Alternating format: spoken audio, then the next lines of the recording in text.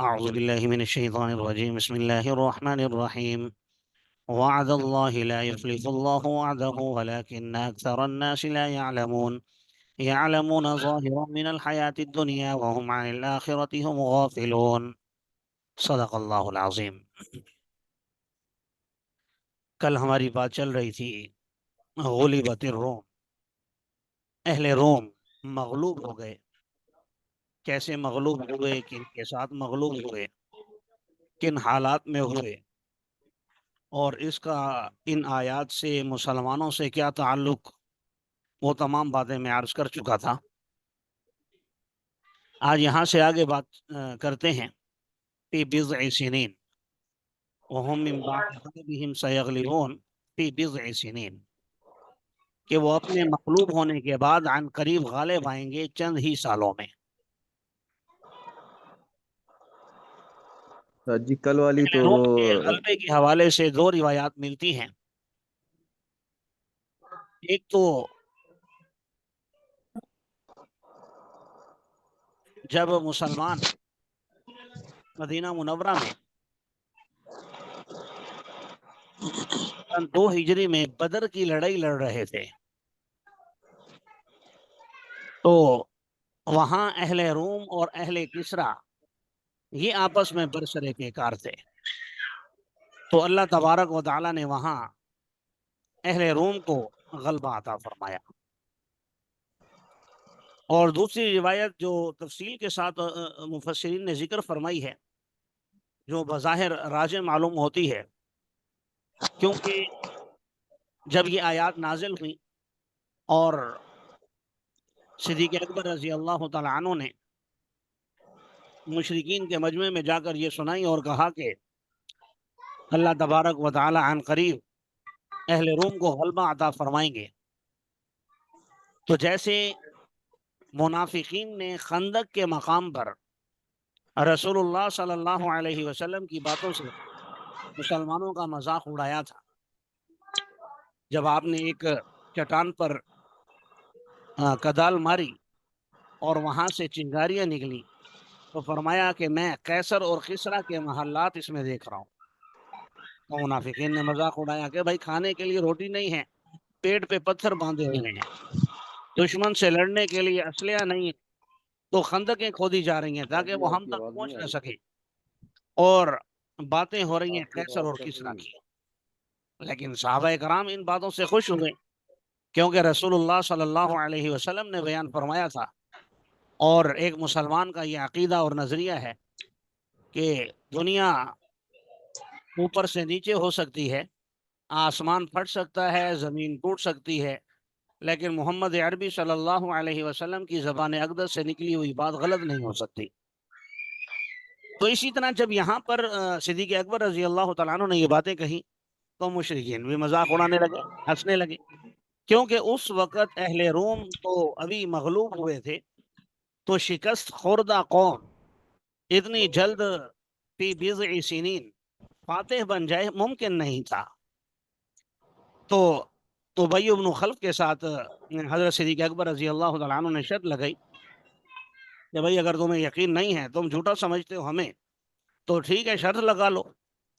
شرط لگائی کہ 3 سال کے اندر اندر وہ غالب آئیں گے، اگر اہل روم غالب آ گئے تو تم مجھے 10 اونٹ دو گے، اور اگر نہیں غالب آئے تو صدیق اکبر نے کہا میں تمہیں دوں گا۔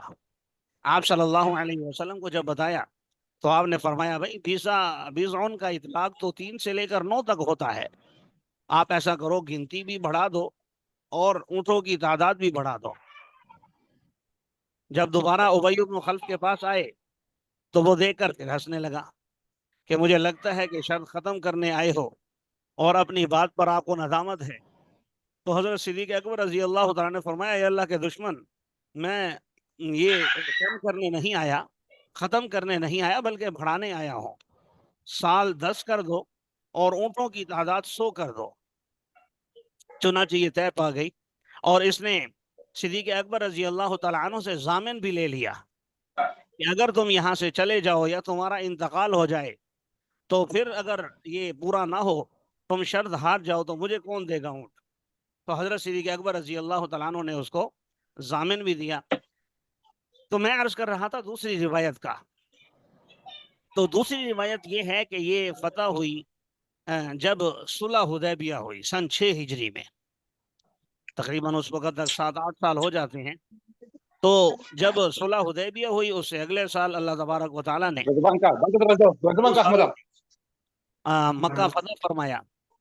تو دوسری طرف اہل روم غالب آ گئے اہل کسرا پر، اور اس وقت ابی بن خلف کا انتقال ہو چکا تھا، کیونکہ یہ جنگ احد میں رسول اللہ صلی اللہ علیہ وسلم کی ایک تلوار لگنے سے، حالانکہ وہ ہلکی سی لگی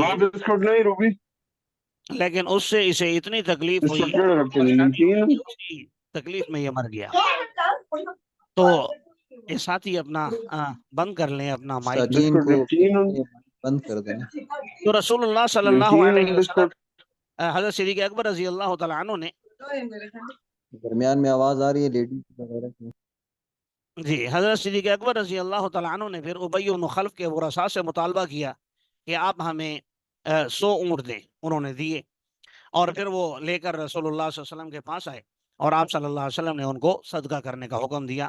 غالباً اس وقت چونکہ یہ جوئے کی قسم میں سے بنتا تھا شرط لگانا، اور جب شرط لگا رہے تھے اس وقت منع نہیں تھا، اس لیے آپ نے اجازت دی۔ اور جب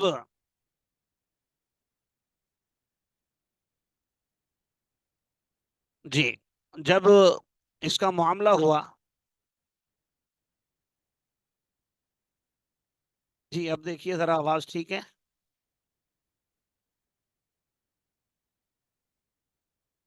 جی آواز کٹ جاتی ہے، اب تو آ رہی، لیکن بیچ میں استاد جی آواز کٹ جاتی ہے۔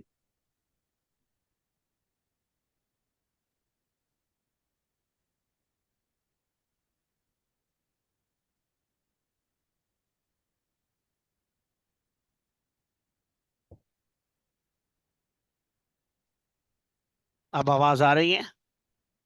جی استاد جی آ رہی۔ چلیں، جو کمی پیشی ہو تو ریکارڈنگ میں پوری کر لیجئے گا۔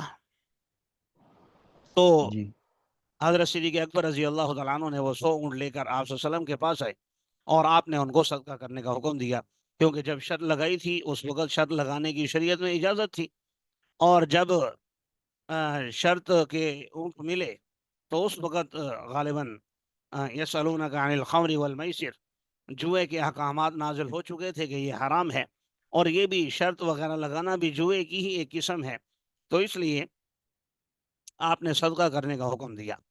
اس سے یہ مسئلہ اخذ ہوتا ہے، نکلتا ہے کہ اگر کسی شخص کی ملکیت میں حرام مال آ جائے، سود کا مال ہو یا کوئی بھی چیز، تو اسے اپنی ملکیت سے نکالنا بغیر ثواب کی نیت کے ضروری ہے۔ یعنی آپ کسی کو بھی دے دیں صدقے کی نیت سے، لیکن اس صدقے سے آپ کا ثواب حاصل کرنا مقصود نہ ہو، بلکہ جو آپ کی اس پر ملکیت خبیثہ آئی ہوئی ہے اس ناجائز اور حرام مال پر، آپ بس یہ نیت کر لیں کہ میں اسے اپنے ملکیت سے نکالنا چاہتا ہوں۔ تو استاد جی یہ عرض کرنی تھی کہ یہ جو سود کے مال میں، یا ایسے اگر کوئی جو رشوت لیتے ہیں، نوکری وغیرہ ہے، دوسری چیزیں، اگر وہ پیسے لے کے بھی مطلب سائٹ پہ رکھ لے بغیر ثواب کے وہ اس کو دے دیں، تو اس طرح جائز ہے ویسے معاملہ؟ چلیں میں اس کا آخر میں اگر جواب دے دوں، جی صحیح ہے جائز استاد تو جی۔ نہیں ہے رشوت لینا، تو دیکھیں جائز تو نہیں ہے۔ چلیں اب آپ نہیں نے یہ جو سوال کیا اکثر، ہے تو سن لیجیے۔ دیکھیں جی آپ یہ جی، کہنا چاہ رہے ہیں کہ رشوت لے لے اور پھر بعد میں صدقہ کر دے؟ نہیں مطلب یہ جو لوگ اس طرح لیتے ہیں نا پیسے، مطلب نوکری وغیرہ کے لیے یا کسی اور معاملات کے لیے رشوت جی لے جی لیتے ہیں، اگر ان سے مطلب یہ جو مطالبہ کر لیا جائے کہ یہ جو پیسے لیے ہیں بغیر ثواب کے اس کو صدقہ کر دیں، کیا اس طرح ٹھیک ہے؟ دیکھیں جو رشوت دینے والا ہے اگر وہ مجبوری میں دے رہا ہے، جیسے آج کل کسٹم والے مال نہیں چھوڑتے، آپ جی کہیں مستحق بھی ہوں کسی جاب کے، آپ کو نہیں ملتی جب تک آپ پیسہ نہ کھلائیں، بلکہ کسی بھی سرکاری محکمے میں کام ہوتا ہی نہیں ہے، تو ایسی صورت میں رشوت دینے والے کو تو شاید گناہ نہ ملے، لیکن جو لینے والا ہے اس پر تو بہرحال اللہ کی لعنت ہے، اللہ اور اس کے جی رسول کی لعنت ہے۔ وہ تو بعد میں جب صدقہ کرے گا تو دیکھا جائے گا، پتہ نہیں زندگی اس کو اتنی مہلت دیتی ہے کہ نہیں، اور ایک مرتبہ جب پیسہ ہاتھ میں آ جائے پھر صدقہ نکالنا مشکل ہو جاتا ہے۔ اور استاد جی جو نوکری کے لیے جو لوگ مانگتے ہیں پیسہ، مطلب اگر آپ اس کے اہل بھی ہیں یا اہل نہیں بھی ہے، لیکن آج کل ماحول اس طرح بنا ہوا ہے یہی میں عرض کہ کر رہا ہوں بغیر نا کہ پیسے کام آپ تو ہوتا ہی دے نہیں ہے۔ سکتے ہیں، لیکن اگر آپ اہل ہیں تو آپ دے سکتے ہیں، سامنے والے کے لیے لینا پھر بھی جائز نہیں ہے۔ اچھا اچھا استاد جی، ٹھیک، چلیں مسائل جزاک کے اللہ۔ حوالے سے آپ کوشش کیا کریں، پرسنل میں یا گروپ میں پوچھ لیا کریں ہیں جی۔ جی تو استاد جی، فرمایا بس وہ اللہ ہی ابھی کے لیے حکم ہے، پہلے بھی اور بعد میں بھی۔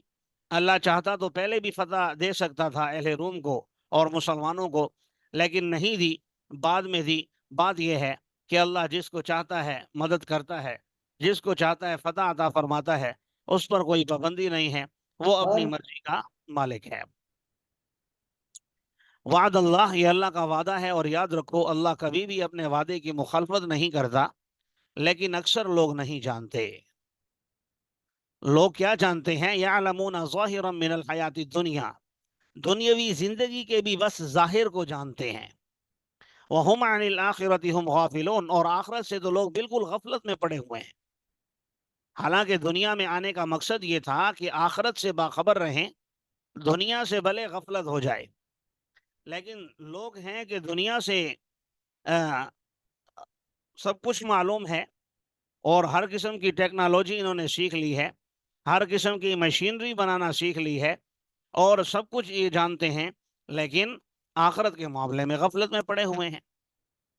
اچھا، دنیاوی زندگی کا بھی زیادہ نہیں جانتے، یعلمون ظاہرا، ظاہری طور پر جانتے ہیں، باطنی علوم انہیں دنیا کے بھی حاصل نہیں ہیں۔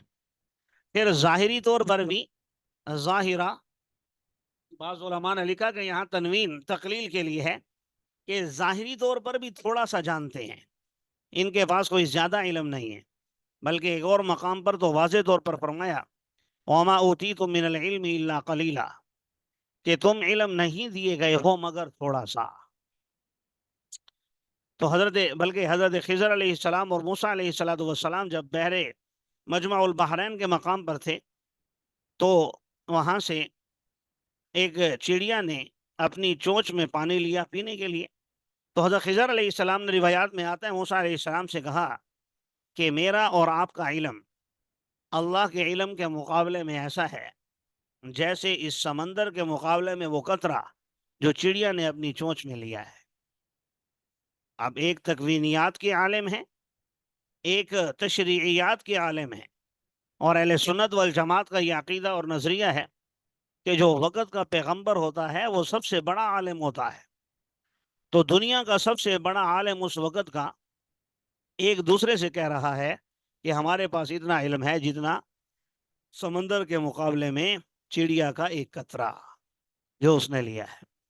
تو اس لیے فرمایا یعلمون ظاہرا من الحیات الدنیا، پہلے تو یہ کہ دنیا نہ بھی سیکھتے، آخرت سیکھ لیتے، لیکن آخرت کے مقابلے میں دنیا سیکھی، وہ بھی ظاہری، اور ظاہری بھی تھوڑی سی، وہ بھی پوری طرح نہیں سیکھ سکے، اور آخرت سے تو یہ غفلت میں پڑے ہوئے ہیں۔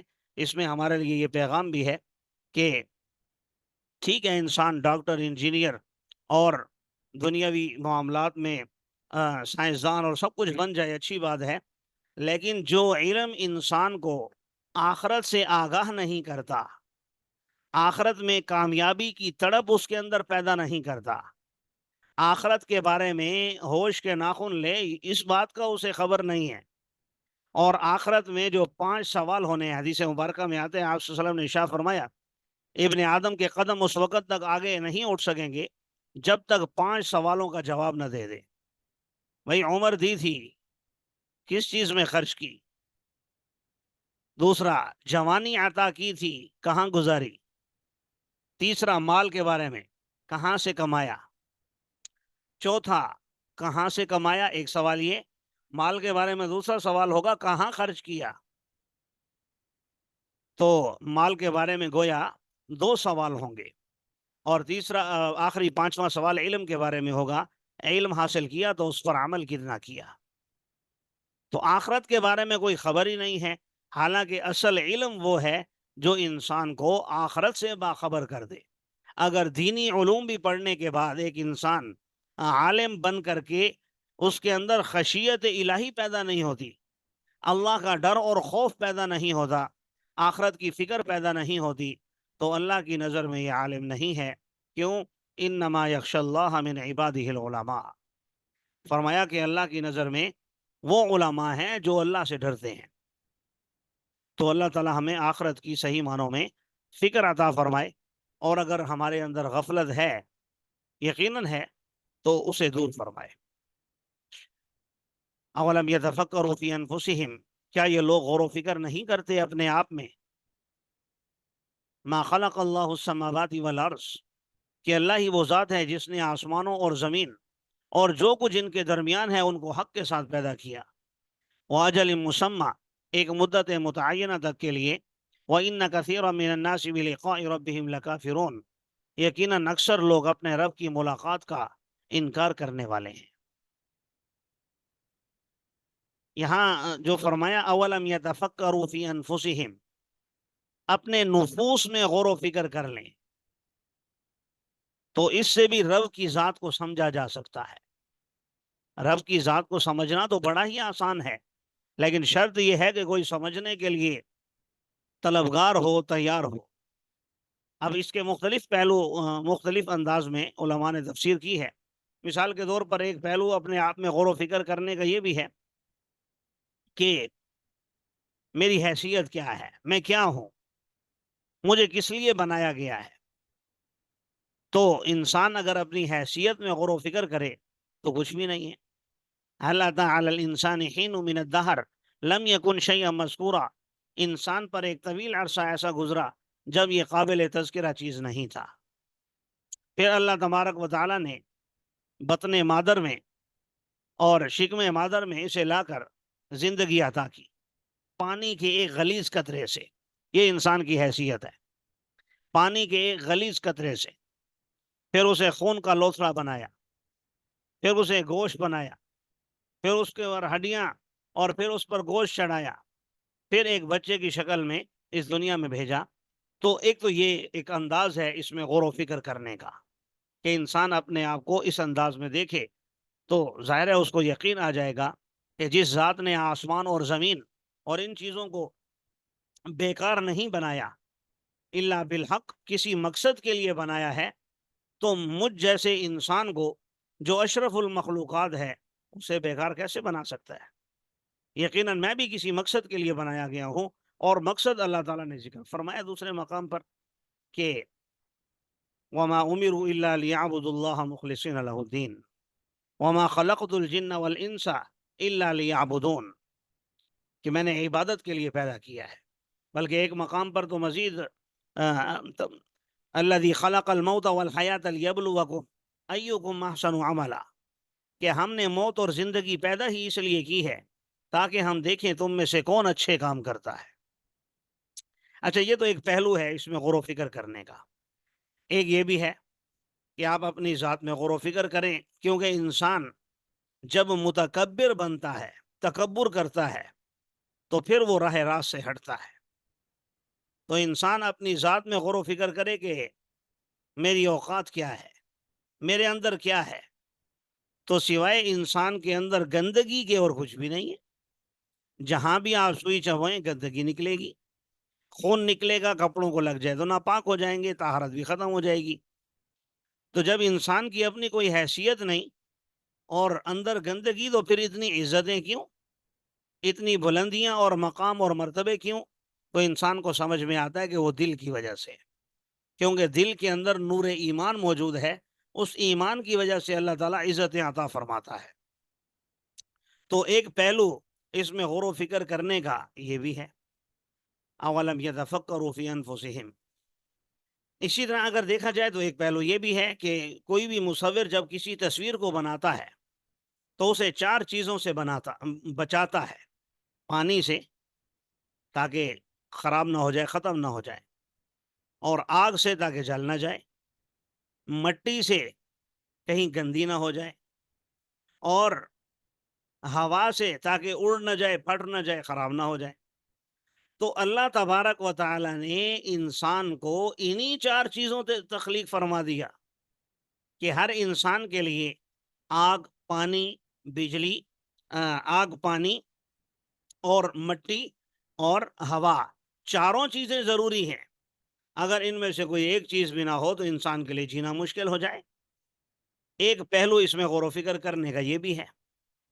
اللہ تبارک و تعالیٰ سے دعا ہے اللہ تعالیٰ ہمیں یہ باتیں سمجھنے کی اور عمل کرنے کی توفیق عطا فرمائے۔ آمین۔